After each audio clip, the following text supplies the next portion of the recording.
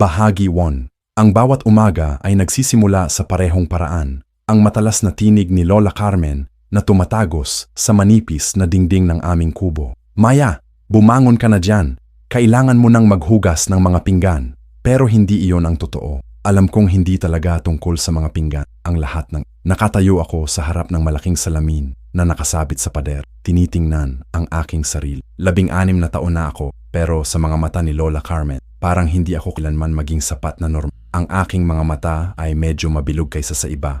Ang aking balat ay mas maput. At minsan, kapag galit ako, parang may kumikinang nakakaiba sa ang tingin. Mga bagay na sa ibang pamilya ay magiging dahilan ng pagmamalaki. Pero dito sa bahay ni Lola Carmen, lahat ng ito ay ebidensya ng isang mas nakatatakot na katotohanan. Maya, mas malakas na ang tawag. Narinig ko ang mga yabag niya papalapit sa aming silid. Nanay Rosa, ang aking ina, ay natutulog pa sa tabi ko. Ang kanyang mukha ay haggard, laging may bakas ng pagod at takot. Hindi ko maintindihan kung bakit hindi niya ako kinakampihan kapag si Lola Carmen ay nagiging masama sa akin. Pero ngayon, habang nakatingin ako sa kanya, na-realize ko na takot din siya.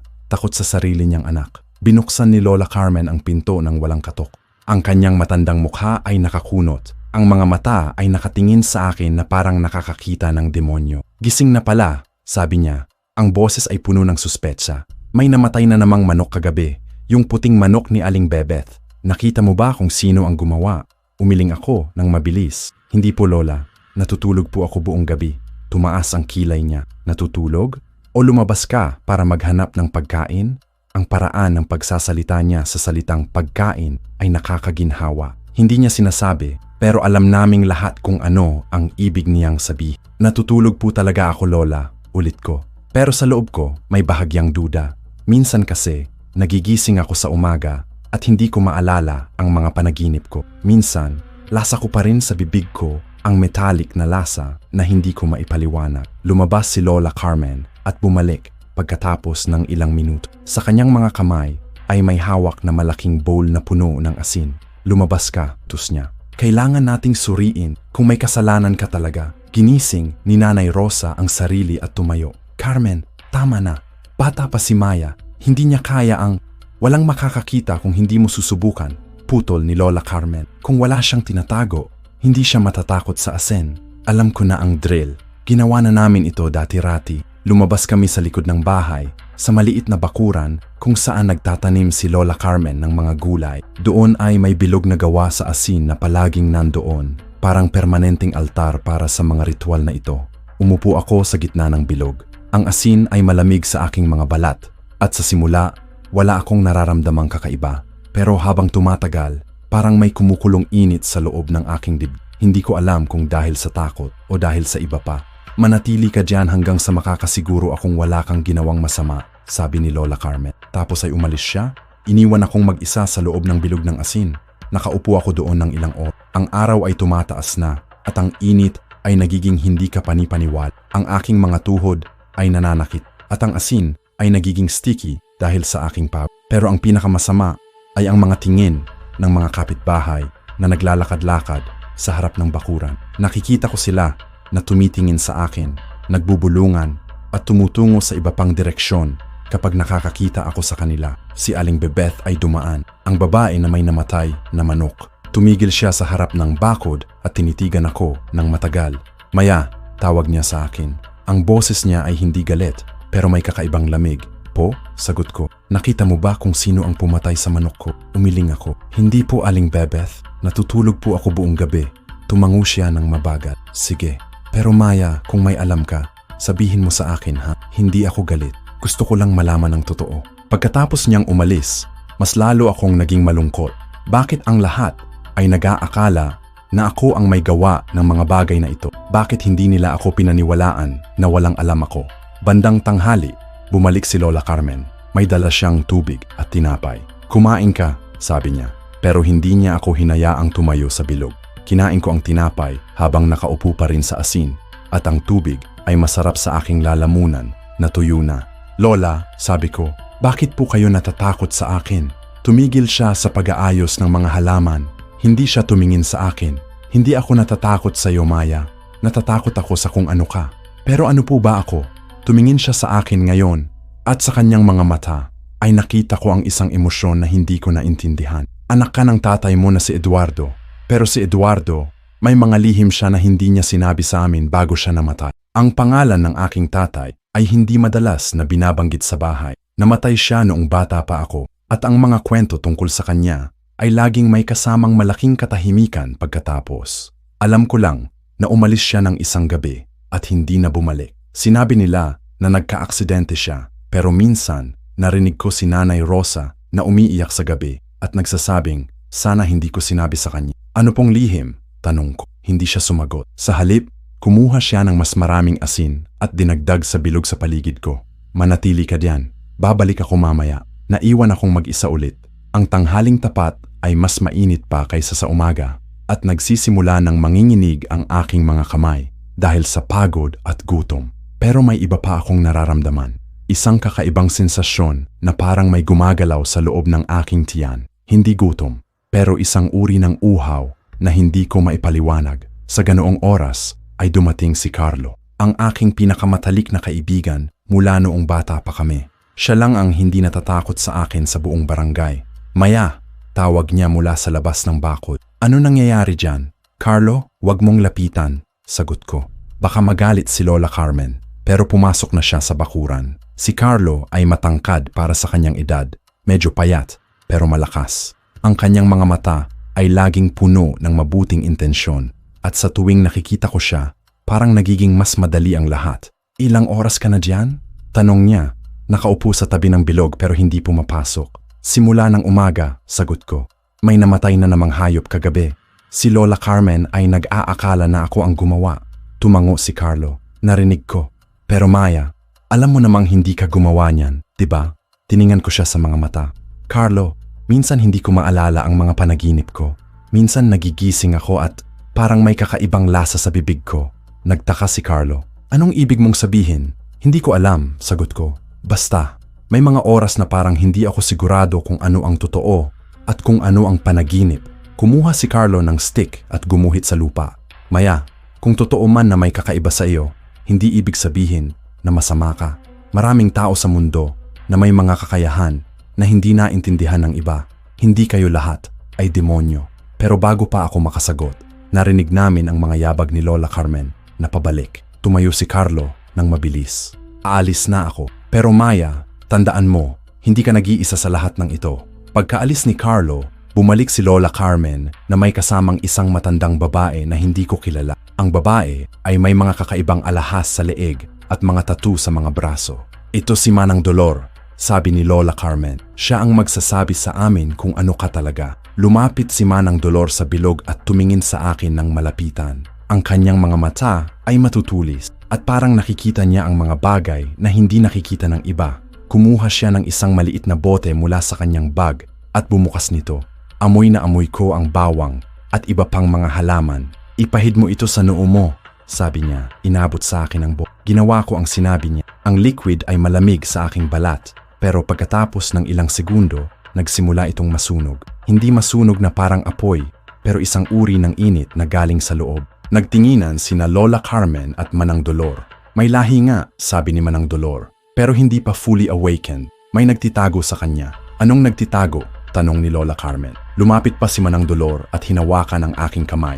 Sa sandaling iyon, naramdaman ko ang isang malakas na energy na dumaan sa aming dalawa. Nakita ko sa kanyang mga mata ang pagkagulat. May suot siyang anting-anting, sabi niya. Malakas na protection. Sino ang gumawa nito? Hindi ko alam kung ano ang sinasabi niya. Wala akong suot na anumang alahas o amulet. Pero habang iniulit niya ang tanong, naaalala ko ang isang maliit na puting bato na laging nasa bulsa ko. Hindi ko maalala kung saan ko ito nakuha, pero laging nasa akin ito simula nung bata pa ako. May isang bato ako sa bulsa, sabi ko. Ipakita mo, utos ni Manang Dolor. Inilabas ko ang maliit na puting bato. Sobrang liit lang nito, katumbas ng isang butones. Pero sa sandaling nakita nila ito, pareho silang napaurong. Pearls ng dagat, bulong ni Manang Dolor. Ito ang nagtitago sa tunay na kalikasan niya. Pero hindi ito tumatagal ng magpakailanman. Kapag nasira ito o nawala, lalabas ang totoo niyang kulay. Tumingin si Lola Carmen sa akin na may takot sa mga mata. Ibig sabihin, totoo nga ang mga akala namin. Oo, sagot ni Manang Dolor. Pero hindi pa siya aktibo. Ang bato na ito ang pumipigil sa kanya na maging kumpleto na aswang. Pero Carmen, dapat mo siyang bantayan. Kapag nasira ang proteksyon na ito, wala nang makakapigil sa kanya. Narinig ko ang lahat ng sinabi nila pero hindi ko pa rin maintindihan. Aswang? Ako? Pero paano nangyari iyon? Ang aking tatay ba ay aswang din? Ano po ang dapat kong gawin? Tanong ko. Tiningin sa akin si Manang Dolor na may awa sa mga mata. Magdasal ka, anak, at sana hindi masira yung bato na yan. Dahil kapag nawala yung proteksyon mo, hindi mo na mapipigilan ang sarili mo. Pagkaalis ni Manang Dolor, pinatayo na ako ni Lola Carmen sa bilog. Ang aking mga binti ay nanginginig dahil sa mahabang pagupo at ang asin ay kumapit sa aking damit at balat. Pasok na, sabi ni Lola Carmen. Pero ang paraan ng pagtingin niya sa akin ay nagbago na. Hindi na ako ang kanyang apo. Ako ay isang banta na dapat niyang bantayan. Sa loob ng kubo, nakita ko si Nanay Rosa na nakaupo sa may mesa, umiiyak. Pagkakita niya sa akin, tumayo siya at niyakap ako. Maya, anak ko, sabi niya. Patawad. Bakit po kayo humihingi ng patawad, nanay? Tanong ko. Hindi siya sumagot. Sa halip, mas higpit niya akong niyakap at naramdaman ko ang kanyang mga luha sa aking balikat. Sa ganoong oras, narinig namin ang ingay mula sa labas. Mga boses ng mga tao, mga yabag, at ang tunog ng mga metal na nagkakauntog. Tumingin kami sa bintana at nakita namin ang mga kapitbahay na naglalakad patungo sa aming bahay. Hawak nila ang mga ilaw, mga bato, at mga palo. Carmen! Sigaw ng isang babae mula sa labas. Nakita ko na si Estrella iyon, ang pinsan ko na mas matanda sa akin. Ilabas mo si Maya. Kailangan naming makausap siya. Lumabas si Lola Carmen sa pintuan. Ano ang kailangan ninyo? May namatay na namang hayop kagabi, sagot ni Estrella. Ang aso ni Mang Tonyo. Nakita naming may mga bakas ng dugo sa paligid ng inyong bahay. Kailangan namin malaman kung sino ang gumawa. Hindi si Maya ang gumawa niyan, sagot ni Lola Carmen. Pero hindi convinced ang boses niya. Kung hindi siya, bakit siya laging nasa bilog ng asin pagkatapos ng mga ganitong pangyayari? Tanong ni Estrella. Carmen, alam mo na ang totoo. Hindi mo na kailangang protektahan siya. Narinig ko ang usapan mula sa loob ng bahay. Ang mga salita ni Estrella ay parang mga kutsilyo na tumuturok sa aking puso. Kahit ang sarili kong pamilya ay hindi na ako pinaniwalaan. Nanay, bulong ko kay Rosa. Ano po ba ang totoo tungkol sa tatay ko? Tumingin siya sa akin na puno ng lungkot. Maya, ang tatay mo, mahirap ipaliwanag. Subukin po ninyo, sabi ko. Huminga siya ng malalim. Si Eduardo ay hindi ang tunay na tatay mo. Ang tunay mong tatay ay iba. Isang nilalang na nagpanggap bilang si Eduardo para makalapit sa akin. Naramdaman ko na parang bumagsak ang mundo ko. Anong ibig po ninyong sabihin? Noong buntis ako sa iyo, akala ko si Eduardo ang tatay. Pero sa gabi, bago ka ipanganak, nakita ko siyang nagbabago ng mukha. Hindi siya si Eduardo. Isang aswang siya na nagpanggap para makakuha ng anak. Hindi ko masasabing naniwala agad ako. Pero may bahaging sa loob ko na parang nagsasabing totoo ang sinasabi niya. Ang mga kakaibang pangarap, ang mga oras na hindi ko maalala, ang metallic na lasa sa aking bibig. Lahat ng iyon ay nagiging malinaw. Kaya pala po kayo palaging takot sa akin, sabi ko. Tumango si Rosa. Pero Maya, anak, kahit ano ka pa, mahal pa rin kita. Ikaw pa rin ang anak ko. Sa ganoong oras, tumigil ang ingay sa labas. Tumingin kami sa bintana at nakita naming nagtitinginan ang mga tao sa malayong direksyon. May naglalakad na papalapit. Isang matandong lalaki na may dalang kakaibang bag. Si Kuya Ben, sabi ni Rosa nang may tuwa sa boses. Ang Kuya Ben ay kapatid ng aking tatay na si Eduardo. Siya lang ang miyembro ng pamilya na hindi kailanman naging masama sa amin. Palagi siyang dumarating kapag may problema at tutulong sa amin. Pumasok si Kuya Ben sa bahay pagkatarang makipagkunwere sa mga tao sa labas. Ang kanyang mukha ay puno ng alalahanin. Rosa, Maya, sabi niya, kailangan ninyong umalis dito. Hindi na safe para sa inyo. Saan po namin pupuntahan? Tanong ni Rosa. May kilala akong lugar sa bundok. Doon, hindi kayo mahahanap ng mga tao dito. Pero kailangan ninyong magmadali. Habang nag-aayos si Rosa ng mga damit, lumapit sa akin si Kuya Ben. Maya, alam mo na ba ang totoo tungkol sa sarili mo? Tumango ako. Sinabi po ni Nanay Rosa, hindi mo kasalanan ang kung ano ka, sabi niya. Pero kailangan mong matutong kontrolin ang sarili mo. Yung bato na hawak mo, bantayan mo yan ng mabuti. Kapag nawala yan, mahirap na ang mangyayari. Hinawakan ko ang maliit na bato sa aking bulsa. Parang nagiging mas mainit ito habang hawak ko. Kuya Ben, sino po ba talaga ang tatay ko? Tanong ko. Tumingin siya sa akin ng matagal bago sumagot. Isang matandang aswang na naghahanap ng mga babae para makakuha ng anak. Ginagawa niya ito para palakasin ang kanyang lahi. Pero Maya, hindi ibig sabihin na masama ka. May pagpipilian ka pa rin kung anong uri ng tao ka magiging. Pagkatapos naming mag-empake ng mga importanteng gamit, lumabas kami sa likod ng bahay. Ang mga tao sa harap ay nanatiling nandoon, hinihintay na lumabas kami. Pero sa likod, walang nakakabantay. Habang naglalakad kami sa dilim patungo sa bundok, narinig ko ang boses ni Estrella na sumisigaw. Nasaan na si Maya? Bakit hindi siya lumalabas? Hindi ko na narinig ang sagot ni Lola Carmen, pero alam kong natuklasan na nila na wala na kami sa bahay. Sa paglalakad naming tatlo sa dilim, naramdaman ko ang pagbabago sa paligid namin. Ang mga tunog ng gabi ay nagiging mas intense.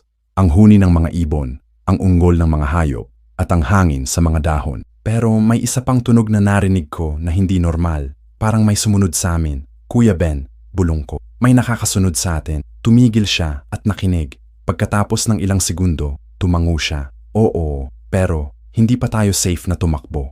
Kailangan nating makarating sa ligtas na lugar. Nagpatuloy kami sa paglalakad, pero ang tunog ng mga sumunod sa amin ay lalong lumala. Hindi ko makita kung sino sila sa dilim, pero naramdaman ko na hindi sila ordinaryong tao. Sa wakas, nakarating kami sa isang maliit na kubo sa gitna ng kagubatan. Ang kubo ay may mga kakaibang simbolo sa mga pader, at sa paligid nito ay may mga halaman na hindi ko nakita sa ibang lugar. Ito ang bahay ni Mang Arsenio, sabi ni Kuya. Siya ang albularyo na makakatulong sa atin. Pumasok kami sa kubo. Si Mang Arsenio ay isang matandong lalaki na may mahaba at maputi. Ang kanyang mga mata ay matalim pero mabait, at pagkakita niya sa akin, tumango siya na parang nakakilala na niya ako. Maya, sabi niya, matagal na kitang hinihintay. Isang bahagi do. Umupo kayo, sabi ni Mang Arsenio, tumuturo sa mga upuan na gawa sa bambu. Ang loob ng kanyang kubo ay puno ng mga kakaibang bagay, mga bote na may kulay-kulay na liquid, mga tuyo na halaman na nakasabit sa kisame, at mga larawan ng mga santo na hindi ko nakita sa simbahan. Habang umuupo, narinig namin ang mga tunog sa labas, mga yabag, mga sigaw, at ang tunog ng mga sanga na nababasag. Ang mga taong sumunod sa amin ay nandito na. Mang Arsenio, sabi ni Kuya Ben, kailangan namin ng proteksyon. Hinahanap nila si Maya. Tumango ang matandang albularyo. Alam ko na, naramdaman ko na paparating kayo. Tumingin siya sa akin. At naramdaman ko rin kung ano ka, Maya. Lumapit siya sa akin at hinawakan ang aking kamay. Sa sandaling iyon, naramdaman ko ang parehong enerhiya na naramdaman ko kanina kay Manang Dolor, pero mas malakas. Parang may dumaan na kuryente sa buong katawan ko. May hawak ka nga na perlas ng dagat, sabi niya. Pero Maya, alam mo ba kung sino ang nagbigay sa iyo niya? Umiling ako. Hindi po. Nasa akin na po ito simula noong bata pa ako. Ang tatay mo, sagot niya. Ang tunay mong tatay. Binigay niya ito sa iyo bago ka ipinanganak para protektahan ka sa sarili mong kalikasan. Nanlaki ang mata ni Ross. Ibig po ba ninyong sabihin na alam niya na magkakaroon siya ng anak na aswang? Oo, sagot ni Mang Arsenio. Kaya nga niya ginawa ang lahat ng iyon. Hindi siya nagmahal sa iyo, Rosa. Ginagamit ka niya para makakuha ng anak na maging bridge sa mundo ng mga tao at sa mundo ng mga aswang. Naramdaman ko ang sakit sa dibdib ko sa narinig ko. Kahit hindi ko kilala ang tunay kong tatay, masakit pa rin malaman na hindi ako anak ng pagmamahal, kundi ng manipulasyon. Sa ganoong oras, lalong lumalakas ang mga tunog sa labas. Narinig namin ang boses ni Estrella. Alam namin na nandito kayo, sigaw niya. Mang Arsenio, huwag ninyo silang itago. Si Maya ay naging dahilan ng pagkamatay ng mga hayop namin. Tumayo si Mang Arsenio at kumuha ng isang malaking bowl na puno ng abo. Nilagay niya ito sa gitna ng silid at nagsimulang magbubulong ng mga salitang hindi ko maintindihan. Pagkatapos, ang buong kubo ay naging surrounded ng isang manipis na usok. Protection spell, paliwanag niya. Hindi nila makikita ang kubo habang may spell na ito. Gaano po katagal? Tanong ni Kuya Ben. Hanggang umaga, sagot ni Mang Arsenio. Pero Maya, kailangan nating pag-usapan ang totoo tungkol sa iyo. Ang perlas na hawak mo ay hindi tumatagal ng magpakailanman. Nakikita ko na may mga crack na ito. Inilabas ko ang maliit na bato at tiningan ito sa liwanag ng kandila. Totoo nga ang sinabi niya. May mga manipis na linya sa buong surface ng bato na hindi ko napansin kanina. Ano pong mangyayari kapag nabasag na ito? Tanong ko. Lalabas ang tunay mong kalikasan, sagot niya. Magiging aswang ka sa gabi at hindi mo makokontrol ang sarili mo. Kakain ka ng mga hayop at eventually maghahanap ka ng tao. Naramdaman ko ang takot na tumaas sa aking lalamunan. Hindi ko po ba talaga makokontrol? Sa simula, hindi. Pero Maya, may pagpipilian ka pa rin. May mga aswang na natutong maging mabuti. Hindi lahat ay mga halimaw. Depende sa pagpili mo kung anong uri ng nilalang ka. Habang nag-uusap kami, biglang tumigil ang mga tunog sa labas. Ang katahimikan ay mas nakakatakot pa kaysa sa mga sigaw kanina. Bakit po tumahimik? Tanong ni Hindi sumagot si Mang Arsenio, pero nakita ko sa kanyang mukha ang pag-aalala. Lumapit siya sa bintana at tumingin sa labas. Hindi na sila nandoon, sabi niya, pero hindi pa rin safe. May iba pang mga nilalang sa gabi na mas delikado kaysa sa mga taong iyon. Anong nilalang po? Tanong ko. Iba pang mga aswang, sagot niya. Ang amoy mo, Maya, ay nakakaakit sa kanila. Alam nila na may kauri nila dito na hindi pa fully awakened. Gusto nilang makakuha ka para sa kanilang group. Biglang naramdaman ko ang pagkahilo. Ang mundo ay parang umiikot at ang init sa loob ng aking katawan ay lalong tumindi. Hinawakan ko ang perlas sa aking bulsa. Pero naramdaman ko na mas marami na ang mga crack di. Mang Arsenio, sabi ni Kuya Ben na may takot sa boses, may nangyayari kay Maya. Tumingin sa akin ang albularyo at nakita niya ang aking kalagayan. Ang perlas ay nagsisimula ng masira. Kailangan nating magmadali. Kumuha siya ng maraming mga bote sa kanyang shelf at nagsimulang maghalo. Ito ay temporary lang pero makakatulong para ma-delay ang transformation. Binigay niya sa akin ang isang maliit na baso na may kulay lilang liquid. Inumin mo ito. Hindi na ako nagtanong. Ininom ko ang lahat. Ang lasa ay mapait, pero pagkatapos ng ilang segundo, naramdaman ko na bumababa ang init sa aking katawan. Ilang oras lang ang effect niyan, sabi ni Mang Arsenio. Kaya dapat tayong magplano kung ano ang gagawin na. Sa ganoong oras, narinig namin ang malakas na pagkakauntog sa pinto. Hindi knockods ng tao, kundi parang may malaking hayop na tumamang sa pinto. Lahat kami ay nagtinginan. Ang protection spell ay dapat tumatagal hanggang umaga, pero parang may nakahanap ng paraan para makapasok. Sino iyan? Bulong ni Rosa. Hindi sumagot si Mang Arsenio, pero kumuha siya ng isang matalas na blade at nilagay sa mesa. Maya, hawakan mo ang perlas ng mahigpit. Huwag mo bitawan kahit ano pa ang mangyari. Ang pagkakauntog sa pinto ay mas lumalakas. Pagkatapos ng ilang ulit, narinig namin ang tunog ng kahoy na nadudurog. Papasok na sila, sabi ni Kuya Ben. Tumayo siya at kumuha ng isang malalim na stick na nasa sulok ng kubo. Biglang bumukas ang pinto. Pero ang pumasok ay hindi ang mga taong inaasahan namin. Isang malaking lalaki na may kakaibang mata. Hindi mata ng tao, kundi mata ng hayop. Ang kanyang mga kuko ay mahaba at matalas. At ang kanyang ngipin ay nakikita namin kahit nakapikit ang kanyang bibig. Maya, sabi niya, ang boses ay mababa at nakakatakot. Amoy kita mula sa malayo. Halika sa amin. Hindi! Sigaw ni Kuya Ben at sinubukan niyang saksakin ang nilalang gamit ang stick. Pero ang lalaki ay napakabilis. Hinuli niya ang stick at binasag ito na parang matchstick. Si Mang Arsenio ay nagtapon ng abo sa nilalang at nag-unga ito ng malakas. Aswang! Sigaw ng albularyo. Lumayas ka dito. Pero tumawa lang ang nilalang. Matanda, walang makakapigil sa akin na kunin ang bata. Siya ay akin. Lumapit ang nilalang sa akin. Naramdaman ko ang hirap sa paghinga at ang perlas sa aking bulsa ay nagiging sobrang init. Tiningin ko ito at nakita ko na mas malaki na ang mga crack. Maya, sabi ng nilalang, alam mo na ba kung ano ka? Bakit ka pa tumatagal diyan sa mga taong ito? Halika sa amin at matutuhan mo ang tunay mong kakayahan. Hindi, sagot ko. Pero ang boses ko ay nanginginig. Hindi ako lalayo kay Nanay Rosa. Ang nanay mo? Tumawa siya. Siya ay hindi ang tunay mong nanay. Ginagamit ka niya, takot siya sa iyo. Pero kami, tatanggapin ka namin kung ano ka man. Sa sandaling iyon, may pumasok na iba pang nilalang sa pinto. 2 babae na may parehong kakaibang itsura. Mata ng hayop, mahaba ang kuko, at matalas ang ngipin. Isa sa kanila ay tiningan ako na parang nakakakita ng pagkain. Siya ba iyan? Tanong ng babae. Oo, sagot ng lalaki. Anak ng matandang Demetrio. Matagal na namin siyang hinahanap. Narinig ko ang pangalan na iyon, Demetrio. Ang tunay kong tatay. Ngayon ko lang nalaman ang kanyang pangalan. Maya, sabi ng lalaki, ang tatay mo ay isa sa pinakamalakas naming kasamahan. Ikaw ay may mana niya. Bakit mo sayang ang kakayahan mo sa mga taong ito na hindi ka maintindihan? Habang nagsasalita siya, naramdaman ko ang mga pagbabago sa loob. Ang init ay bumabalik at ang metallic na lasa sa aking bibig ay lumalala. Hinawakan ko ang perlas, pero naramdaman ko na may nahuhulog na mga piraso nito. Mang Arsenio, bulong ko.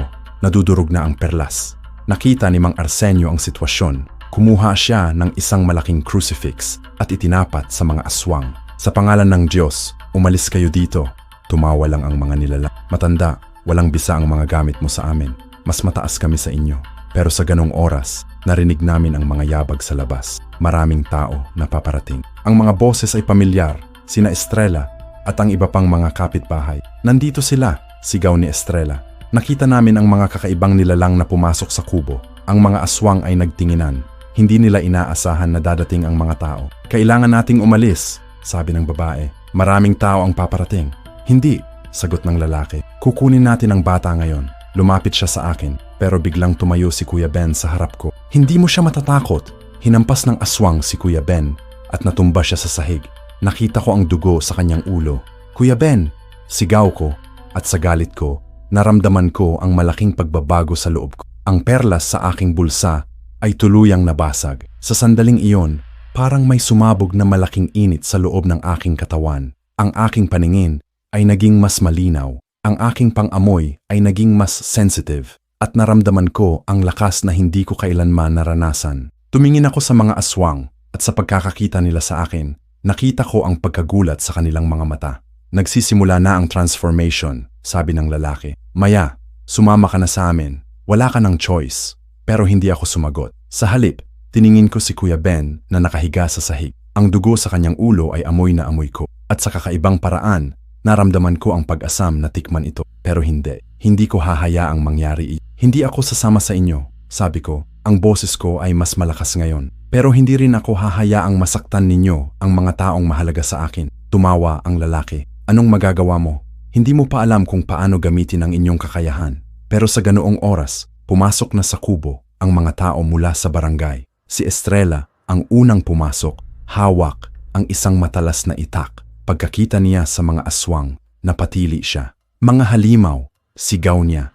Ang mga aswang ay nagtinginan. Hindi nila inaasahan na makikita ng mga tao ang kanilang tunay na anyo. Kailangan na nating umalis, sabi ng babae. Pero ang bata, sabi ng lalaki. Bumalik na lang tayo sa ibang araw, putol ng babae. Marami na silang nakakaalam. Bago sila lumabas, tiningin sa akin ang lalaki. Maya, babalikan ka namin. Hindi mo makakayang magtagal na mag-isa sa pagbabago mo. Kakailangan mo namin. Pagkaalis ng mga aswang, ang mga tao ay pumasok na lahat sa kubo. Nakita nila si Kuya Ben na nakahiga sa sahig, si Mang Arsenio na hawak pa rin ang crucifix, si Rosa na umiiyak, at ako na nakatayo sa gitna, nangingivet dahil sa mga nangyayari sa loob ng aking katawan. Maya, sabi ni Estrella, ano ang mga iyon? Hindi ko alam kung ano ang sasabihin. Ang totoo ay hindi ko pa rin lubos na maintindihan ang lahat ng nangyayari. Mga aswang, sagot ni Mang Arsenio. Hinanap nila si Maya. Bakit? Tanong ni Estrella. Tiningin sa akin si Mang Arsenio. Alam kong siya ang magdedesisyon kung sasabihin ba niya ang totoo. Dahil si Maya ay anak ng isa sa kanila, sagot niya. Narinig ko ang mga bulong ng mga tao. Ang kanilang mga tingin sa akin ay nagbago. Mula sa takot, naging galit. Ibig sabihin, aswang nga siya? Tanong ng isang lalaki. Hindi pa, sagot ni Mang Arsenio. Pero nagsisimula na ang transformation. Ang proteksyon na meron siya ay nasira na. Naramdaman ko na lahat ng mata ay nakatingin sa akin. Ang mga taong kilala ko mula noong bata pa ako ay ngayon ay nakakatingin sa akin na parang isang banta. Ano ang gagawin natin sa kanya?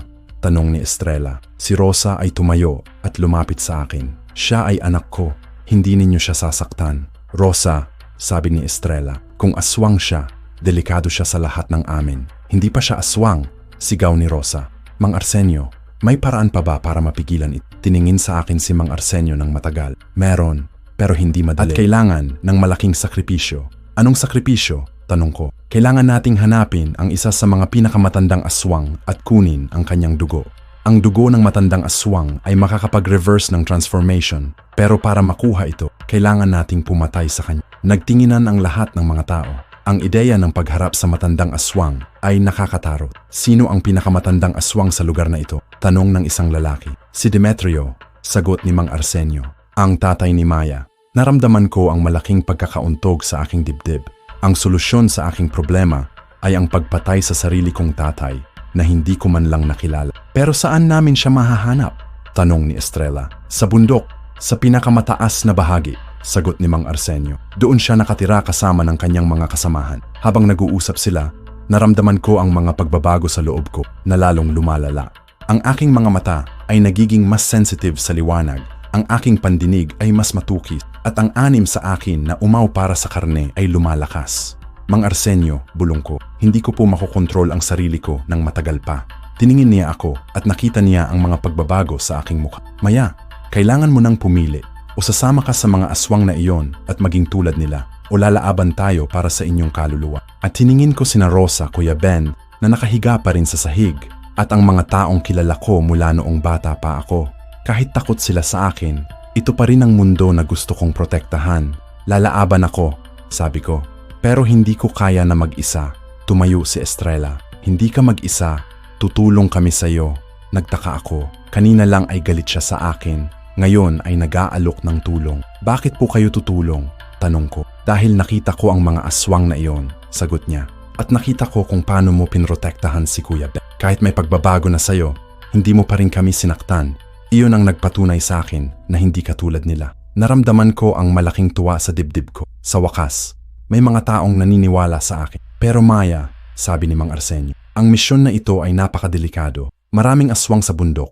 At si Demetrio ay may kakayahan na hindi natin maintindihan. Posible na hindi tayo lahat makakabalik. Tiningin ko ang lahat ng nasa silid. Si Rosa na umiiyak pa rin, si Kuya Ben na nagsisimula ng magkamalay-malay, si Estrella na determinado sa kanyang mukha, at ang iba pang mga tao na handang lumaban para sa barangay. Kailan natin simula? Tanong ko. Bukas, sagot ni Mang Arsenio. Kailangan nating maghanda mga balas na ginto, bawang, holy water, at iba pang mga sandata na epektibo sa mga aswang. At Maya, kailangan mo ring matutunan kung paano kontrolin ang sarili mo habang hindi pa kumpleto ang transformation. Nagtinginan kaming lahat. Ang desisyon ay ginawa na. Bukas ay lalaban kami sa mga aswang, kasama ang sarili kong tatay na hindi ko kilala. Pero sa loob ko, may parte na natatakot. Hindi dahil sa delikado ng misyon, kundi dahil natatakot akong sa gitna ng laban, maging katulad ko ng mga nilalang na dapat naming kalaban. Sa ganoong gabi, hindi na ako nakaupo ako sa labas ng kubo, nakatingin sa mga bituin, habang naramdaman ko ang mga pagbabago sa loob ng aking katawan na patuloy pang nangyayari.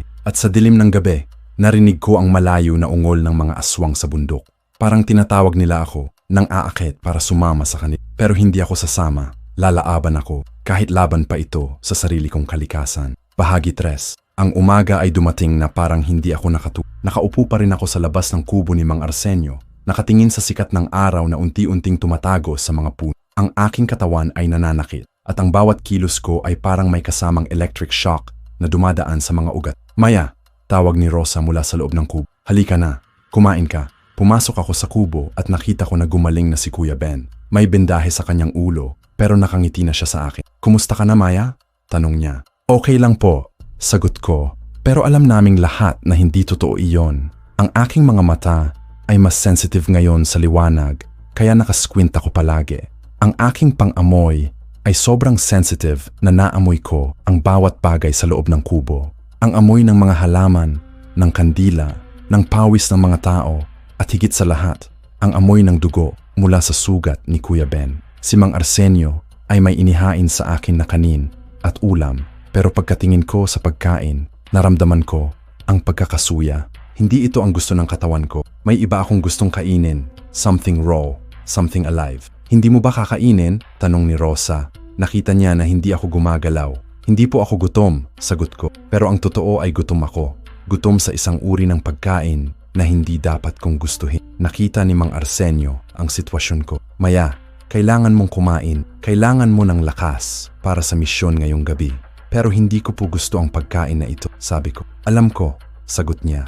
Ang katawan mo ay naghahanap ng karne, raw meat. Pero Maya, kapag binigay mo sa katawan mo ang gusto niya, mas lalakas ang aswang na parte mo. Kailangan mong labanan ito. Pinilit kong kainin ang kanin, pero bawat nguya ay parang sumakit sa lalamunan ko. Ang aking katawan ay tumatanggi sa pagkain ito. Sa ganoong oras, pumasok si Estrella na may kasamang 3 lalaki. Hawak nila ang mga matatag na sako at ang mga mukha nila ay seryoso. Mang Arsenio, sabi ni Estrella, nakakuha na namin ang mga kailangan natin. Binuksan nila ang mga sako. Sa loob ay nakita ko ang mga balas na kulay ginto, mga matatag na krus na gawa sa pilak, maraming bawang na binuo na, holy water na nasa mga maliliit na bote, at mga stick na may kakaibang nakaukit na simbolo. Saan ninyo nakuha ang mga gintong balas? Tanong ni kay Aling Nena. Sagot ni Estrella. Binenta niya ang lahat ng kanyang alahas para magawa ang mga balas na ito. Sabi niya, mas importante ang kaligtasan ng barangay kaysa sa mga hikaw niya. Naramdaman ko ang tuwa at lungkot sabay-sabay. Tuwa dahil ang mga tao ay handang mag-sacrifice para sa misyon na ito. At lungkot dahil alam kong kasalanan ko ang lahat ng ito. Maya, sabi ni Mang Arsenio, kailangan mo ring matutong gamitin ang mga bagong kakayahan mo. Hindi ka pa fully aswang, pero may mga abilidad ka na ngayon na wala sa normal na tao. Anong mga abilidad po? Tanong ko. Mas malakas ka ngayon. Mas mabilis. Mas sensitive ang lahat ng senses mo. Pero ang pinaka-importante, may kakayahan ka na ngayong makita ang mga aswang kahit nakadisguise sila. Tumayo ako at subukan kung totoo nga ang sinabi niya. Hinawakan ko ang isang malaking bato sa labas ng kubo at sinubukan kong buksuin ito. Sa pagkagulat ko, nabasi ko ito ng walang effort. Wow, sabi ni Kuya Ben. Maya, malakas ka na nga, pero hindi ako tuwa sa natuklasan ko. Ang lakas na ito ay galing sa aswang na parte ko. Ibig sabihin, mas lalapit ako sa pagiging tulad ng mga nilalang na dapat naming kalaban. Mang Arsenio, sabi ko, habang lumalaki ang kakayahan ko, mas nagiging aswang din ba ako? Tumango siya ng malungkot. Oo, Maya, kaya dapat nating bilisan ang misyon na ito. Kapag tuluyan ka ng naging aswang, hindi na kita matutulungan. Habang nag-aayos kami ng mga gamit, dumating si Carlo. Nakita niya ang mga sandata at ang seryosong mukha ng lahat. Ano ang nangyayari? Tanong niya. Sine-explain ni Estrella ang lahat. Ang mga aswang kagabi, ang transformation ko, at ang misyon namin sa bundok. Sasama ako, sabi ni Carlo pagkatapos niyang marinig ang lahat. Hindi, sagot ko agad. Masyadong delikado. Maya, kaibigan kita simula nung bata pa tayo. Hindi kita iiwan ngayon na kailangan mo ng tulong. Tiningin ko siya sa mga mata. Si Carlo ay hindi sanay sa mga gantong sitwasyon. Siya ay simpleng batang taga-baryo na ang pinakamalaking problema lang dati ay kung saan hahanapin ang magandang lugar para mangisda. Carlo, hindi mo maintindihan kung gaano kadelikado ang mga aswang. Marami na akong mawawalang mahal sa buhay. Ayokong mawala ka rin. Pero determindo si Carlo. Maya, alam mo ba kung bakit hindi ako takot sa iyo kahit alam kong may kakaiba sa iyo? Umiling ako dahil alam ko kung sino ka sa loob. Kahit anong mangyari sa katawan mo, ikaw pa rin si Maya na tumutulong sa mga bata kapag nawawala sila. Ikaw pa rin si Maya na nagbabahagi ng pagkain sa mga tao kapag may nakakagutom. Ang aswang na parte mo ay hindi mo magbabago ang pagkatao mo, maliban na lang kung hahayaan mo ito. Ang mga salita ni Carlo ay nakaturok sa puso ko. Sa lahat ng pagdududa ko sa sarili, siya lang ang nagtiwala sa akin ng walang Sige, sabi ko. Pero dapat mo sundin ang lahat ng sasabihin. Kapag sinabi naming takbo, takbo ka agad. Ngumiti si Carlo. Deal. Habang naghahapon na, nagsimula kaming mag-prepare para sa misyon. Si Mang Arsenio ay nagturo sa amin kung paano gamitin ang mga sandata. Ang gintong balas ay hindi ordinary na balas. Blessed sila at may espesyal na balintataw na nakakasira sa mga aswang. Ang mga krus naman ay gawa sa pilak na hinalo ng holy water. At ang mga stick ay may nakaukit na ancient na symbols na protective. Ang mga aswang ay mas malakas sa gabi, paliwanag ni Mang Arsenio. Pero meron din silang mga weakness. Hindi sila makakalapit sa running water, takot sila sa malakas na liwanag, at ang mga blessed na object ay nakakasama sa kanila. Paano natin mahahanap si Demetrio? Tanong ni Estrella. Tiningin sa akin si Mang Arsenio. Si Maya ang makakahanap sa kanya. Dahil anak siya ng aswang na iyon, may connection sila na hindi natin maintindihan. Anong ibig po ninyong sabihin? Tanong ko. Subukan mong mag-concentrate. Isipin mo ang amoy ng mga aswang kagabi. Tapos subukan mong hanapin kung saan galing ang amoy na iyon. Pumikit ako at inalala ang mga pangyayari kagabi. Ang amoy ng mga aswang ay kakaiba. Parang combination ng dugo, lupa, at isang sweet na scent na hindi ko maipaliwanag. Habang nagko-concentrate ako, naramdaman ko na may tumatawag sa akin mula sa bundok. Hindi voice, pero isang feeling na parang may magnetic force na humihila sa akin patungo sa certain na direksyon. Nandoon, sabi ko, tumuturo sa pinakamataas na parte ng bundok. Sa pinakataas, may cave doon. Tama, sabi ni Mang Arsenio. Doon talaga ang tirahan ng mga pinakamatandang aswang. Pagdating ng gabi, nagsimula na aming paglalakad patungo sa bundok. Ang grupo namin ay binubuo ni Mang Arsenio, Kuya Ben, Estrella, Carlo, ako, at 3 lalaki mula sa barangay, sina Mang Tony, Mang Luis, at Kuya Robert. Ang paglalakad sa dilim ay hindi mahirap para sa akin dahil nakikita ko na ang lahat ng malinaw kahit walang liwanag. Pero ang iba ay nag-struggle kaya naging slow ang aming pag-akyat. Maya, bulong ni Carlo sa tabi ko, okay ka lang ba? Hindi ko alam kung anong sasabihin. Sa totoo lang, hindi ako okay. Habang tumataas kami sa bundok, mas lumalakat ang tawag ng mga aswang sa akin. Parang may boses sa ulo ko na nagsasabing, umuwi ka na, kasama mo kami, ito ang lugar mo. Narinig mo ba yon? Tanong ko kay Carlo. Ano? Sagot niya. Yung mga boses. Nagtinginan si Carlo at Mang Arsenio. Maya, sabi ng albularyo, ang mga boses na narinig mo ay hindi tunay. Ginagamit ng mga aswang ang telepathy para ma-manipulate ang mga tao. Huwag mo silang pakinggan. Pero mahirap huwag pakinggan ang mga boses. Mas tumataas kami, mas lumalakat sila. At ang pinakamasama, nagsisimula ko ng gusto sundin ang mga sinasabi nila. Sa kalagitnaan ng aming pag-akyat, biglang tumigil si Mang Arsenio. May mali, sabi niya. Ano po? Tanong ni Estrella. Masyadong tahimik. Dapat may mga ingay ng mga hayop sa kagubatan, pero wala. Tama siya. Ang buong bundok ay katahimikan. Walang tunog ng mga ibon, ng mga insect, kahit ng hangin sa mga dahon. Alam na nila na paparating tayo, sabi ni Kuya Ben. Sa ganong oras, narinig namin ang malakas na pagtawa mula sa itaas ng bundok. Hindi tawa ng tao, kundi isang nakakatakot na tunog na parang combination ng tao at hayop.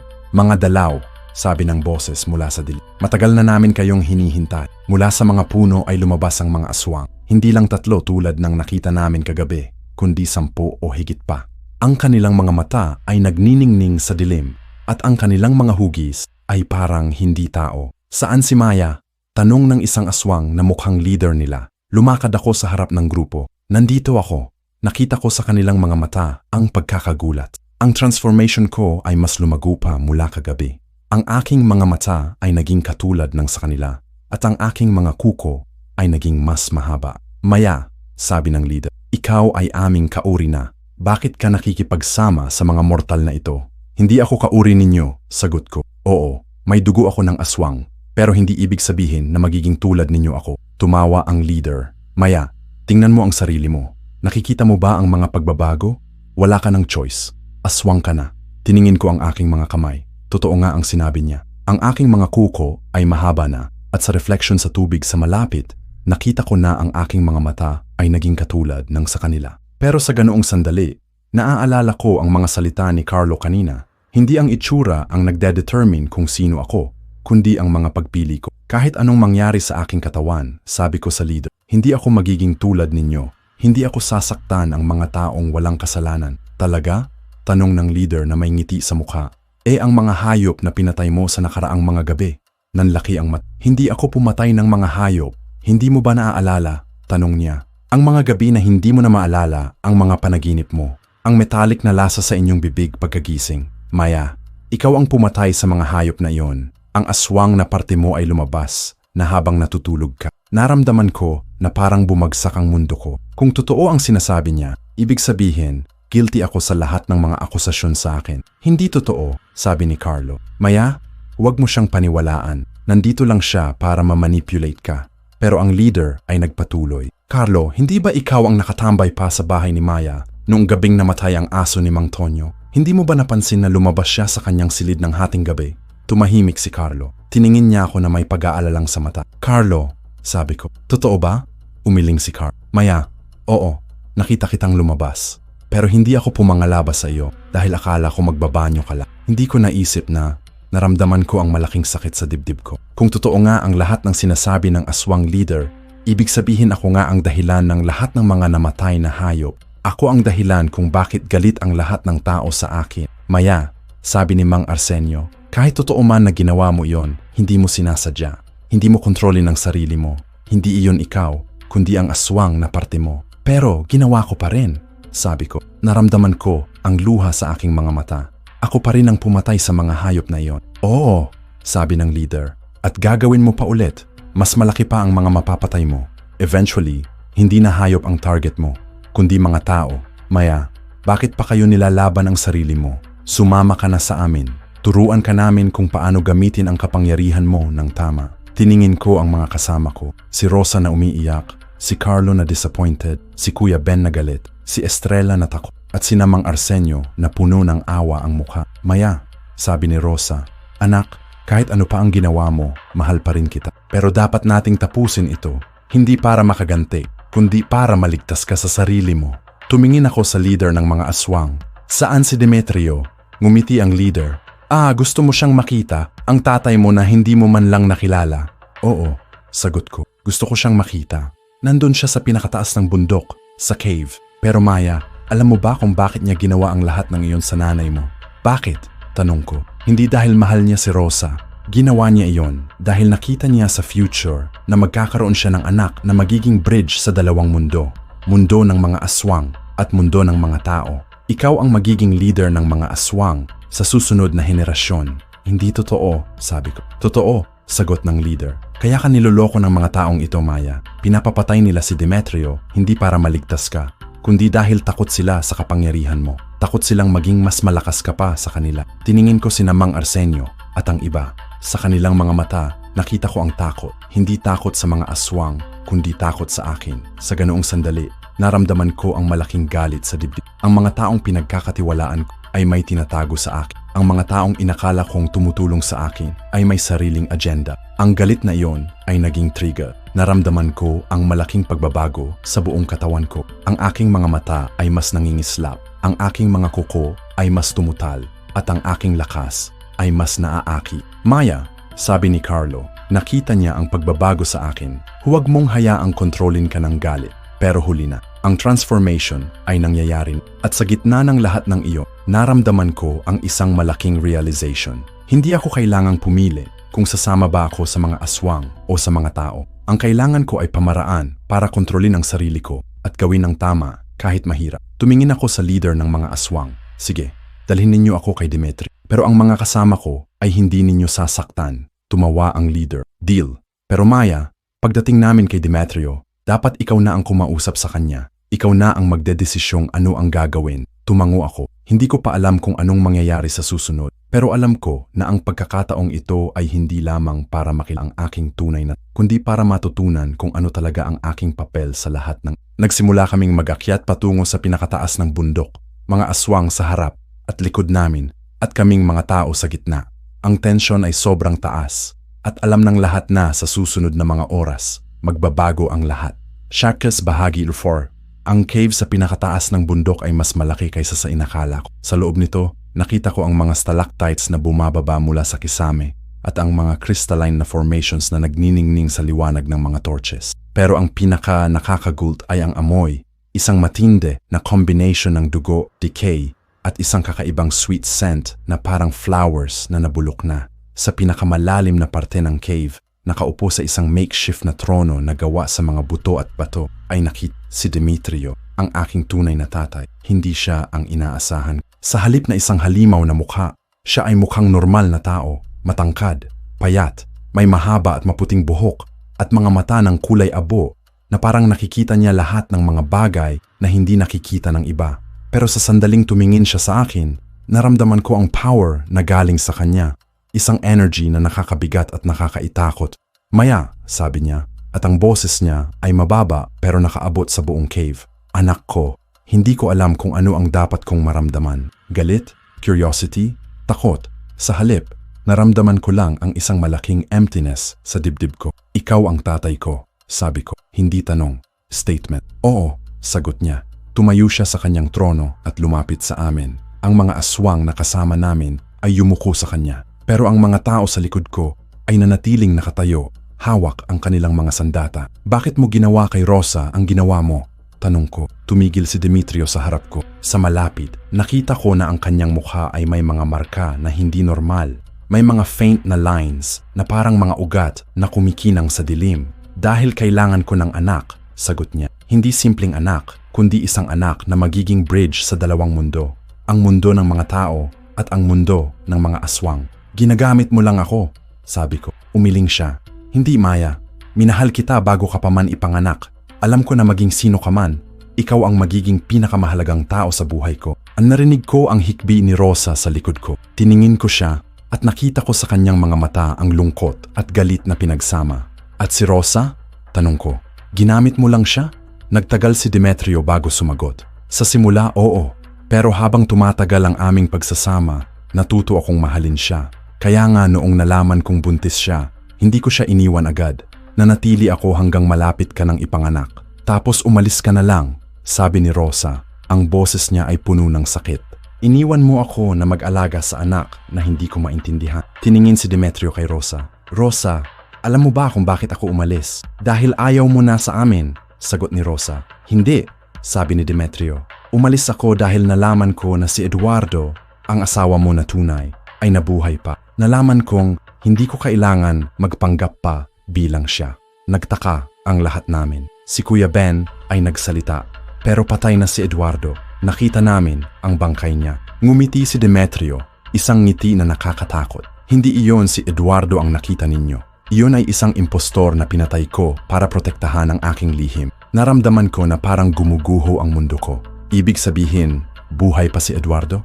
Hindi na, sagot ni Demetrio. Pinatay ko siya 3 taon pagkatapos mong ipanganak. Narinig ko ang malakas na iyak ni Rosa. Si Kuya Ben ay galit na nagsalita. Bakit mo siya pinatay? Dahil gusto niyang kunin si Maya sa akin, sagot ni Demetrio. Nalaman niya ang totoo tungkol sa akin at sa bata. Gustong niya dalhin kayo palayo mula sa lugar na ito. Hindi ko pwedeng hayaan iyon.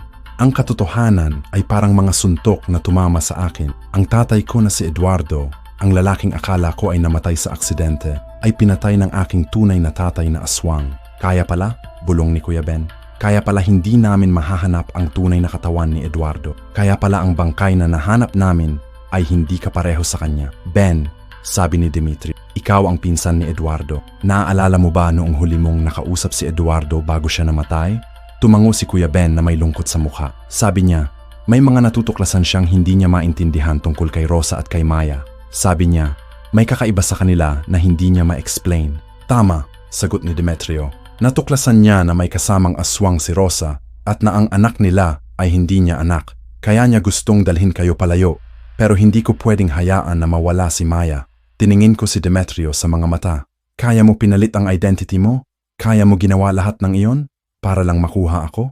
Oo, sagot niya nang walang kahi. Lahat ng ginawa ko ay para sa iyo, Maya. Para sa future na makikita ko para sa atin. Anong future? Tanong ko. Lumakad si Demetrio patungo sa gitna ng cave at itinuro ang mga drawings sa mga pader. Hindi ko napansin ang mga ito kanina, pero ngayon nakita ko na puno ng mga ancient symbols at drawings ang buong cave. Ito, sabi niya, tumuturo sa mga drawing. Ang prophecy tungkol sa isang anak na half-human, half-aswang na magiging leader ng 2 mundo. Ang anak na ito ay magiging peacemaker sa pagitan ng mga tao at ng mga aswang. Tiningin ko ang mga drawing. Nakita ko ang figure ng isang babae na may mga kakaibang mata, nakatayo sa gitna ng mga tao at mga aswang na hindi naglalaban. Iyan si Maya, sabi ng leader ng mga aswang na kasama namin. Ikaw ang magiging ruler ng mga aswang at ikaw rin ang magiging protector ng mga tao. Pero paano? Tanong ko. Paano ako magiging peacemaker kung hindi ko pa nga makontrol ang sarili? Kaya ka namin dadalhin sa amin, sagot ni Demetrio. Tuturuan ka namin kung paano gamitin ang inyong kapangyarihan. Ipapakita namin sa iyo kung paano maging malakas na hindi mo kailangan saktan ang mga inosenteng tao. Tiningin ko ang mga kasama ko. Si Rosa ay umiiyak pa rin. Si Kuya Ben ay galit. Si Carlo ay confused. Si Estrella ay takot.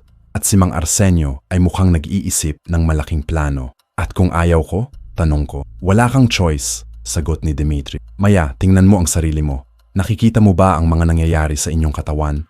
Hindi mo na mapipigilan ang transformation. Konting araw na lang, maging fully aswang ka na. Kapag nangyari iyon, wala nang makakakontrol sa iyo maliban sa akin. Tiningin ko ang aking mga kamay. Ang mga kuko ko ay mas tumuto na at ang aking balat ay nagiging mas maputi. Naramdaman ko rin na ang aking mga ngipin ay nagiging mas matato. Pero may ibang paraan pa, sabi ni Mang Arsenio. Demetrio, alam mo naman na may antidote sa transformation na nangyayari kay Maya. Tumawa si Demetrio. Oo, alam ko. Ang dugo ko. Pero Arsenio, alam mo rin naman na para makuha ang dugo ko, kailangan mo akong patayin. Oo, sagot ni Mang Arsenio. At handa kaming gawin iyon. Sa ganoong sandali, ang atmosphere sa cave ay bigla na nagbago. Ang mga aswang ay nagsimulang mag-alisma sa paligid namin at ang mga kasama ko ay hinawak ang kanilang mga sandata. Maya, sabi ni Demetrio, kailangan mo nang pumili. Sasama ka sa amin at mabuhay bilang aswang o mamatay kasama ng mga mortal na iyan. Wala siyang mamamatay, sabi ni Carlo, lumakad sa harap ko. Hindi namin hahayaang mamatay si Maya. Tiningin si Demetrio kay Carlo. Mortal, hindi mo alam kung sa sino ka nakikipag-usap. Ako ay naninirahan sa mundo na ito ng mahigit 300 taon. Nakita ko ang pagkamatay ng libu-libong tao. Anong akala mo? Kayang kayo ng mga sandata ninyo na iyan? Hindi lang sa mga sandata namin nakadepende, sagot ni Mang Arsenio. Kumuha siya ng isang malaking bote mula sa kanyang bag. Ito ay holy water na blessed ng pinakamataas na pari sa Maynila. Isang patak lang nito sa aswang. Matutunaw kayo. Ngumiti si Demetrio. Arsenio, subukan mo. Binuksan ni Mang Arsenio ang bote at nagtapon ng holy water kay Demetrio. Pero sa ginhawa namin, walang nangyari. Ang tubig ay tumulo lang sa katawan ni Demetrio na parang normal na tubig.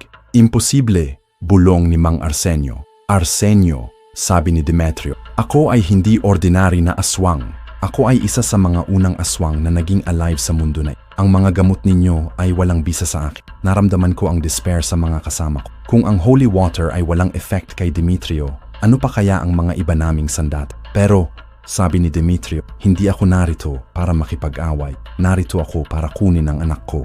Tiningin niya ako. Maya, last chance. Sasama ka sa amin o hahayaan mo na mamatay ang mga kasama mo. Tiningin ko ang mga kasama ko. Si Rosa na naging nanay sa akin, kahit hindi niya ako tunay na anak. Si Kuya Ben na naging kuya sa akin, kahit hindi niya obligasyon. Si Carlo na naging kaibigan sa akin, kahit may takot ang lahat. Si Estrella na naging kakampi ko, kahit dati ay kalaban. At si Mang Arsenio na tumutlong sa akin kahit delikado sa kanya. Hindi ko sila pwedeng iiwan. Hindi ko sila pwedeng hayaang mamatay dahil sa akin. Sige, sabi ko, sasama ako sa inyo. Maya, hindi! Sigaw ni Rosa. Nanay, sabi ko, hindi ko pwedeng hayaang mamatay kayo dahil sa akin. Mas okay na ako lang ang mag-suffer. Pero bago pa ako makalakad patungo kay Demetrio, biglang narinig namin ang malakas na ingay sa labas ng cave. Parang may mga yabag ng maraming tao na papalapit. Ano yon? Tanong ng leader ng mga aswang. Lumabas ang isa sa mga aswang para tingnan. Pagkabalik niya, ang mukha niya ay puno ng takot. May mga tao sa labas, sabi niya. Marami, mga 20 o higit pa. Hawak nila ang mga pana na may sunog na dulo, mga bato at mga sandata. Nagtinginan kaming lahat. Sino sila? Tanong ni Kuya Ben. Ang buong barangay, sagot ang aswang. Hinahanap nila si Maya. Naramdaman ko ang guilt sa dibdib ko. Dahil sa akin, ang buong barangay ay nasa delikado. Sumama pa sila dito sa bundok para hanapin ako. Oy Maya! Narinig namin ang sigaw mula sa labas. Ang boses ni Lola Carmen. Alam naming nandito ka! Lumabas ka na! Lumapit si Demetrio sa entrance ng cave at sumigaw. Mga mortal, umalis kayo dito. Hindi ito lugar para sa inyo. Hindi kami aalis hanggang at hindi namin nakikita si Maya. Sigaw ni Lola Carmen. Apo ko siya at aayusin ko ang nangyari sa kanya. Tiningin si Demetrio sa akin. Maya, gusto mo ba silang makita? Tumango ako. Kahit galit si Lola Carmen sa akin, gusto ko pa rin siyang makita. Siya pa rin ang lola ko at mahal ko pa rin siya kahit nahihirapan kami sa isa't isa. Lumabas kami lahat sa cave. Sa labas, nakita ko ang buong barangay na nandoon. Si Lola Carmen, si Aling Bebeth, si Mang Tonyo, si Aling Nena, at lahat ng mga taong kilala ko simula noong bata. Maya! Tawag ni Lola Carmen pagkakita sa akin. Pero nang makita niya ang mga pagbabago sa aking itsura, ang mga mata ko, ang mga kuko ko, ang kulay ng aking balat, nakita ko ang lungkot sa kanyang Lola, sabi ko. Anak, sabi niya, ano na ang nangyari sa iyo? Nagiging aswang na po ako, sagot ko. Hindi ko na po mapipi. Lumapit si Lola Carmen sa amin, pero hininarang siya ng mga aswang. Lola Carmen, sabi ni Demetrio, matagal na tayong magkakilala. Alam mo na kung sino ako. Tumango si Lola Carmen. Alam ko, Demetrio, ikaw ang pumatay sa anak ko na si Eduardo. Oo, sagot ni Demetrio. At ngayon, kukunin ko ang anak namin na si Maya. Hindi. Hindi ko hahayaang kunin mo si Maya. Carmen, sabi ni Demetrio, tignan mo ang apo mo. Nakikita mo ba ang mga nangyayari sa kanya? Hindi mo na siya maliligtas. Aswang na siya. Hindi pa, sabi ni Lola Carmen. Kumuha siya ng isang maliit na pouch mula sa kanyang bulsa. Meron pa akong isang bagay na hindi ninyo alam.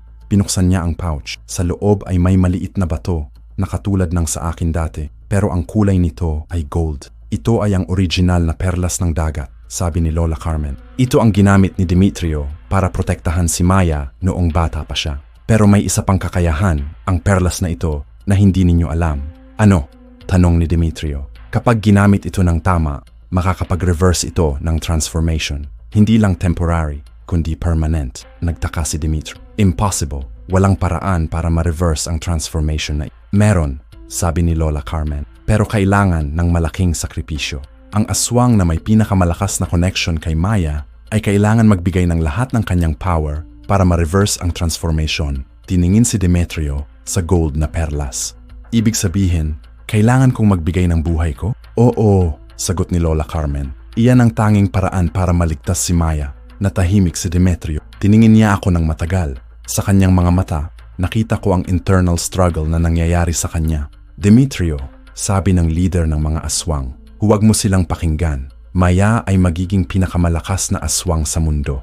Sayang kung ibibigay mo lang ang buhay mo para sa mga mortal na ito. Pero si Demetrio ay hindi sumagot sa kanya. Sa halip, tumingin siya sa akin. Maya, sabi niya, kung may chance ka na maging normal ulit, normal na tao na walang transformation, walang aswang powers, walang connection sa amin, gusto mo ba iyon? Tiningin ko ang mga kasama ko. Si Rosa na umiiyak, si Carlo na hopeful, si Kuya Ben na nagdasal, ang mga tao sa barangay na naghihintay. Oo, sagot ko. Gusto kong maging normal na tao. Tumango si Demetrio. Okay, kumuha siya ng gold na perlas kay Lola Carmen. Sa sandaling hinawakan niya ito, ang perlas ay nagsimulang mag-glow ng napakalakas. Demetrio, huwag, sigaw ng leader ng mga aswang. Pero huli na. Ang gold na perlas ay naging sobrang liwanag at naramdaman ko ang malaking energy na gumaan mula kay Demetrio patungo sa akin. Sa sandaling iyon, nakita ko sa aming connection ang lahat ng mga alaala ni Demetrio. Nakita ko kung paano niya nakilala si Rosa, kung paano niya napatay si Eduardo, kung paano niya pinrotektahan ako noong bata pa ako mula sa mga aswang na gusto akong saktan. At sa huling sandali, narinig ko ang boses niya sa isip ko. Maya, anak ko, mahal kita. Sana maging masaya ka sa buhay na pipiliin. Pagkatapos noon, naramdaman ko ang malakas na init sa buong katawan ko. Tapos biglang nanlamig. Ang lahat ng transformation na nangyayari sa akin ay nag-reverse. Ang aking mga mata ay bumalik sa normal. Ang aking mga kuko ay naging normal. At ang aking balat ay bumalik sa dati nitong kulay. At si Demetrio ay nahulog sa lupa. Walang buhay. Bahagi 1. Ang katahimikan sa cave ay nakakalungkot. Nakahiga si Demetrio sa sahig. Walang buhay. Ang kanyang mukha ay peaceful na parang natutulog lang. Ang gold na perlas ay nasa tabi niya. Ngayon ay walang kulay. Parang ordinary na bato na lang. Lumapit ako sa kanya at lumuhod. Kahit hindi ko siya nakilala ng matagal, naramdaman ko ang malaking lungkot sa puso ko. Siya ang tatay ko at kahit ginawa niya lahat ng masama, sa huli, minahal niya ako. Maya, sabi ni Rosa, lumapit din sa akin. Okay ka na ba? Tumango ako. Tiningin ko ang aking mga kamay. Normal na ulit. Ang aking paningin ay bumalik sa dati. Ang pang-amoy ko ay hindi na sobrang sensitive at ang uhaw ko sa dugo ay nawala na. Naramdaman mo ba? Tanong ni Mang Arsenio. Ang transformation ay tuluyang na-reverse na. Oo, sagot. Parang ako na ulit ako. Pero habang nagsasalita ako, nakita ko na ang mga aswang ay nagsisimula ng mag-alisma. Ang leader nila ay galit na tiningin sa amin. Pinatay ninyo si Demetrio, sigaw niya. Pinatay ninyo ang aming leader. Hindi namin siya pinatay, sagot ni Lola Carmen. Ginawa niya ang desisyon na yon para sa kanyang anak. Hindi kaming makakatiis na hayaan ang mga tao na pumatay sa amin, sabi ng leader. Maghihiganti kami. Tumayo ang mga aswang at nagsimula nilang ilabas ang kanilang mga kuko at mga ngipin. Ang mga tao sa barangay ay nagtakbuhan, hawak ang kanilang mga sandata. Pero bago pa magsimula ang gulo, may narinig kaming kakaibang tunog mula sa entrance ng cave. Parang may nahuhulog na mga bato at may ingay ng mga yabag. Sino iyon? Tanong ni Kuya Ben. Mula sa entrance ay may lumabas na isang lalaki na hindi namin kilala. Matangkad siya, may maitim na buhok, at ang kanyang mga mata ay kulay brown. Ang suot niya ay simple lang na damit, pero may kakaibang aura siya na parang hindi ordinaryong tao. Kuya Ben? Bulong ko. Sino iyon? Pero si Kuya Ben ay hindi sumagot. Sa halip, nagsimula siyang umiyak. Eduardo, bulong niya. Nagtinginan kaming lahat. Ang lalaki ay si Eduardo, ang asawa ni Rosa na inakala naming patay na. Imposible, sabi ni Rosa. Nakita namin ang bangkay mo. Inilibing ka namin. Lumapit si Eduardo sa amin. Rosa, hindi ako iyon ang inilibing ninyo. Iyon ay impostor na ginamit ni Demetrio para itago ang katotohanan. Pero nasaan ka noon? Tanong ni Rosa. Bakit hindi ka bumalik? Dahil, sagot ni Eduardo, Ginawa ni Demetrio ang lahat para pigilan ako na bumalik sa inyo. Ginamit niya ang mga aswang para bantayan ako sa isang lugar sa malayong bundok. Pero nang mamatay siya kanina, nawala ang spell niya sa akin. Tiningin si Eduardo sa akin. At ikaw si Maya, ang anak na naging dahilan ng lahat ng ito. Hindi ko alam kung ano ang dapat kong maramdaman. Ito ang lalaking inakala kong tatay ko. Pero alam ko naman na hindi niya ako tunay na anak. Eduardo, sabi ni Rosa, si Maya ay, alam ko na, putol ni Eduardo. Alam ko na hindi siya anak ko. Pero Rosa, mahal kita at kahit sino pa ang tunay na tatay ni Maya, mamahalin ko siya bilang anak ko. Naramdaman ko ang malaking tuwa sa dibdib ko. Sa wakas, may tatay akong normal, may pamilyang kompleto. Pero ang mga aswang ay hindi pa rin tumitigil sa kanilang planong manghiganti. Kahit bumalik pa si Eduardo, sabi ng leader, hindi pa rin namin mapapatawad ang pagkamatay ni Demetrio. Ano ang gusto ninyo? Tanong ni Eduardo. Gusto namin ng kapalit, sagot ng leader. Kung hindi si Maya ang sasama sa amin, kailangan naming may kapalit na aswang. Nagtinginan ang lahat namin. Sino sa amin ang pwedeng maging aswang? Ako, sabi ng isang boses mula sa likod. Lumingon kaming lahat. Si Estrella ang nagsalita. Ako na lang ang maging aswang, sabi niya. Estrella, hindi, sabi ni Lola Carmen. Hindi mo alam ang sinasabi mo. Alam ko, sagot ni Estrella. Mula nung bata pa ako, inggit ako kay Maya. Inggit ako dahil anak siya ni Eduardo, anak siya ni Rosa na napakabait. Apo siya ni Lola Carmen na mahal siya. Ako, wala akong magulang, wala akong pamilya. Kaya siguro mas okay na maging aswang ako. Doon, may lugar ako. Nakita ko sa mga mata ni Estrella ang malaking lungkot at inggit na matagal na niyang pinipigil. Estrella, sabi ko, hindi kailangan mong gawin iyon. May lugar ka sa amin. Hindi Maya, sagot niya. Hindi mo maintindihan ang feeling na walang sariling pamilya. Lahat kayo, may mga taong mahal kayo. Ako, mag-isa ako sa mundo. Lumapit si Estrella sa leader ng mga aswang. Gagawin ninyo ba akong aswang? Tumingin ang leader kay Estrella. Sigurado ka ba? Kapag naging aswang ka na, hindi mo na mababalikan ang pagiging tao mo. Sigurado ako, sagot ni Estrella. Huwag Estrella, sabi ni Carlo. May ibang paraan pa, pero si Estrella ay determinado na. Hinawakan niya ang kamay ng leader ng mga aswang. Gawin mo na, sabi niya. Ang leader ay kagat sa kamay ni Estrella. Sa sandaling iyon, nakita namin ang pagbabago sa kanya. Ang kanyang mga mata ay nagsimulang maging kulay pula. Ang kanyang mga kuko ay naging mahaba at ang kanyang balat ay naging mas maputi. Estrella, sigaw ni Lola Carmen. Pero huli na. Si Estrella ay naging aswang na. Tiningin siya sa amin at sa kanyang mga mata ay nakita namin na siya pa rin si Estrella. Pero may kasamang darkness na hindi namin nakilala. Huwag kayong mag-alala, sabi niya. Hindi ko kayo sasaktan, pero kailangan ko na sumama sa kanila. Nagsimula nang umalis ang mga aswang, kasama na si Estrella. Pero bago sila tuluyang mawala sa dilim, bumalik si Estrella sa amin. Maya, sabi niya, salamat sa lahat. Kahit hindi tayo naging close, at least alam ko na may naging kaibigan ako. Estrella, sabi ko, hindi pa huli ang lahat. Pwede ka pa ring bumalik sa amin. Umiling si Estrella. Hindi na Maya, ito na ang lugar ko ngayon, pero mag-iingat kayo. Hindi lahat ng aswang ay katulad namin. May mga mas masasama pa. Pagkatapos noon, umalis na sila. Naiwan kaming lahat sa cave, malungkot dahil sa nangyari kay Estrella. Bakit kaya ginawa niya iyon? Tanong ni Carlo. Dahil mahal niya kayo, sagot ni Mang Arsenio. Ginawa niya iyon para protektahan kayo.